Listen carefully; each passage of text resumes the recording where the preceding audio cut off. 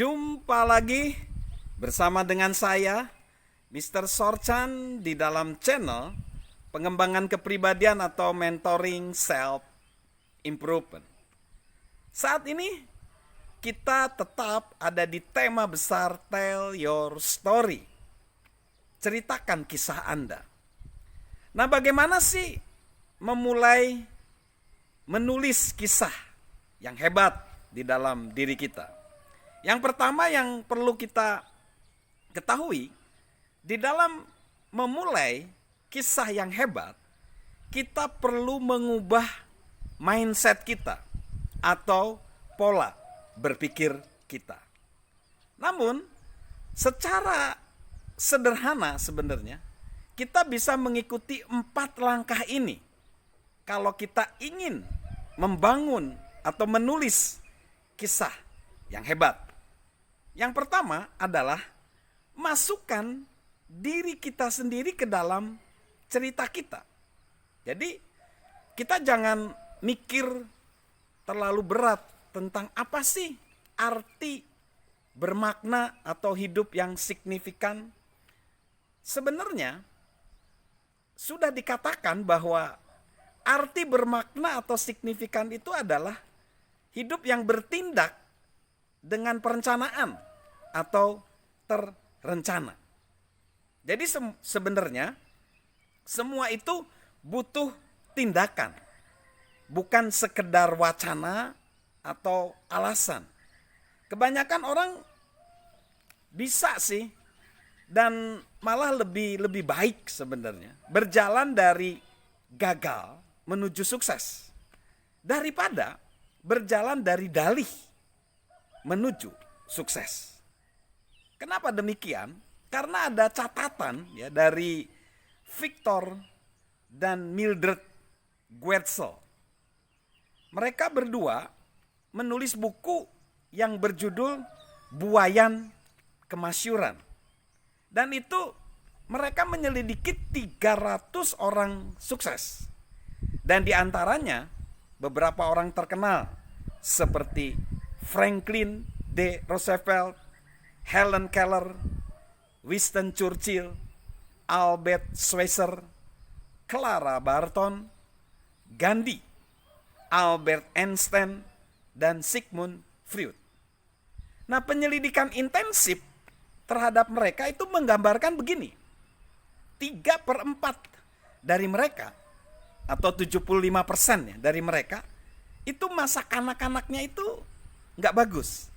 Mereka masa kanak-kanaknya penuh kemiskinan, orang tua mereka atau rumah tangga mereka ketika kecil broken home, lalu ada orang tua yang galak, mendominasi, dan ada juga yang ketika masa kecil mereka disia-siakan oleh orang tuanya. Lalu data selanjutnya, 34 dari 80 penyair ya. Jadi hampir 50% dari penyair atau penulis kisah fiksi atau drama, serta 16% dari 20. Wah, hampir banyak ya, hampir sekitar 80%. Itu mereka justru rumah mereka itu penuh dengan drama psikologis yang menegangkan. Dan drama itu justru diperagakan oleh orang tua mereka. Ini menarik ya. Jadi mereka justru membagikan kisah mereka dalam tulisan drama atau fiksi dari pengalaman masa lalu mereka yang buruk sebenarnya. Lalu lebih dari 1/4 sampel itu adalah orang-orang yang memiliki keterbatasan fisik atau mengalami cacat fisik seperti kebutaan, tuli, lumpuh, dan tidak memiliki anggota badan tertentu. Jadi ini menggambarkan bahwa justru kesulitan yang mereka alami, 300 orang sukses ini justru tidak mendorong mereka untuk mengakhiri hidup mereka, tidak. Justru mereka menggunakan kesulitan-kesulitan itu untuk menjadikan satu karya, satu kisah kehidupan yang bisa menginspirasi orang lain. Nah, ini menarik. Nah, makanya untuk mencapai kesuksesan ya, Orang-orang seperti itu tuh mereka berseru loh. Walaupun secara gamblang, mungkin secara jelas tidak mereka nyatakan, tetapi secara tersurat nampak.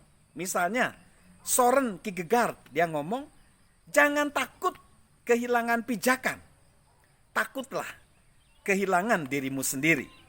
Lalu T.S. Eliot, dia ngomong gini, jika tidak mau melampaui kepalamu, bagaimana bisa tahu seberapa tinggi dirimu?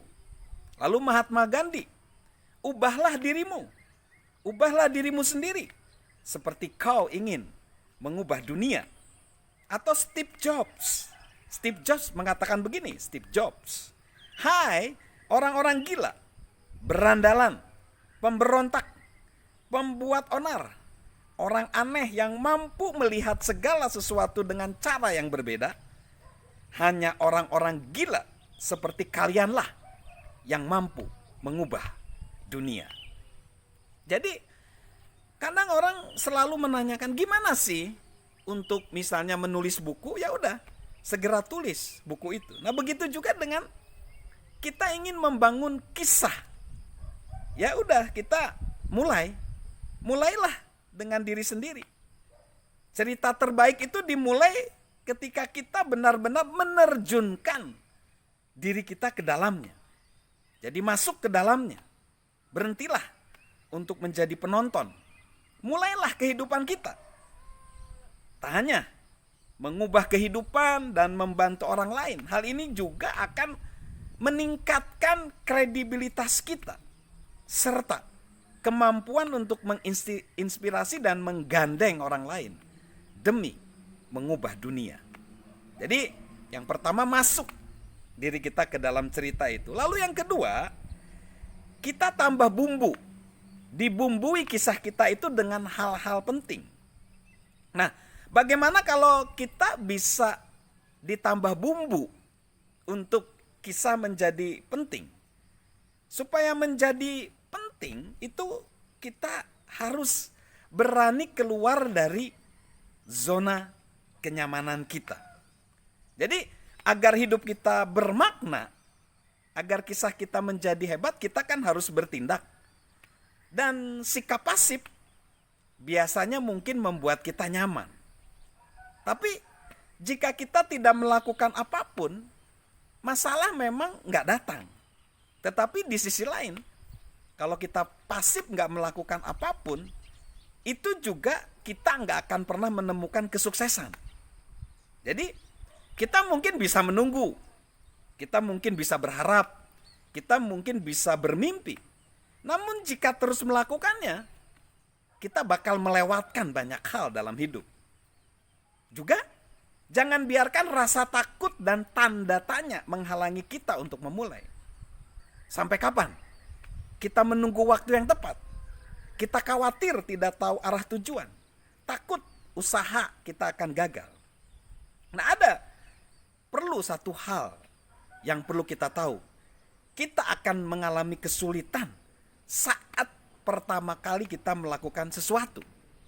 Tidak ada orang yang langsung sempurna saat pertama kali melakukan sesuatu. Contoh aja, Ernest Hemingway. Dia peraih Nobel sastra. Dia bilang draft pertama dia itu hanyalah seperti sampah. So, setiap orang pasti mengalami masa sulit. Karena itu kita harus bertindak.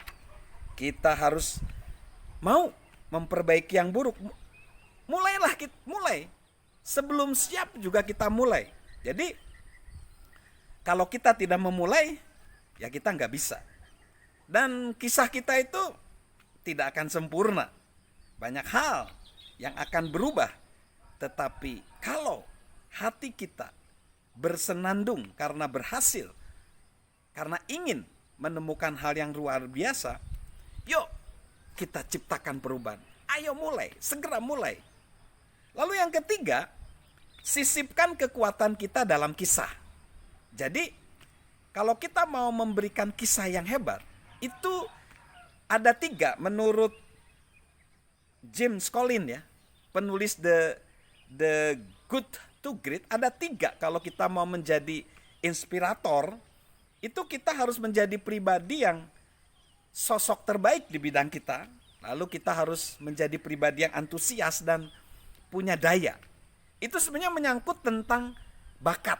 Jadi kita melakukan kisah kita sesuai dengan bakat kita, zona kekuatan kita. Lalu kita harus penuh dengan antusias, tadi hati, lalu tadi bakat, lalu yang kedua hati dengan antusias. Lalu ada daya pendukung. Dan daya pendukung itu bisa dari diri kita sendiri, atau dari lingkungan, atau dari tim. Nah itu ya, jadi yang ketiga itu perlu kita, kekuatan kita. Jadi di area kekuatan kita. Ya, jadi lalu yang selanjutnya, yang nomor 4, kita harus berhenti mencoba dan mulailah bertindak. Jadi intinya segera melakukan. Segera melakukan. Jadi jangan hanya sekedar aduh saya mau coba gitu, tapi melakukan. Karena kalau cuma mencoba toh nggak cukup, kita harus melakukan. Melakukan tuh artinya bahwa saya akan melakukan. Nah, saya akan kutip pernyataan Stephen Pressfield tentang masalah enggan di dalam bukunya The War of Art. Dia mengidentifikasi keengganan ini dan menyebutnya sebagai tindak perlawanan. Dia menulis, ada kekuatan yang menolak hal-hal indah di dunia ini, dan parahnya banyak yang menyerah. Nah ini, jadi jangan enggan dan jangan menyerah. Jadi sikap dilaksanakan akan membantu kita menerobos kekuatan tersebut. Jadi inilah sebenarnya yang dibutuhkan dunia. Kita perlu menghidupkan cerita kita sendiri dan kita menyumbangkan kisah kita bagi kehidupan atau kebaikan dunia. Salam membentuk atau menulis kisah yang hebat. Salam sehat dari saya, Mr. Sorchan.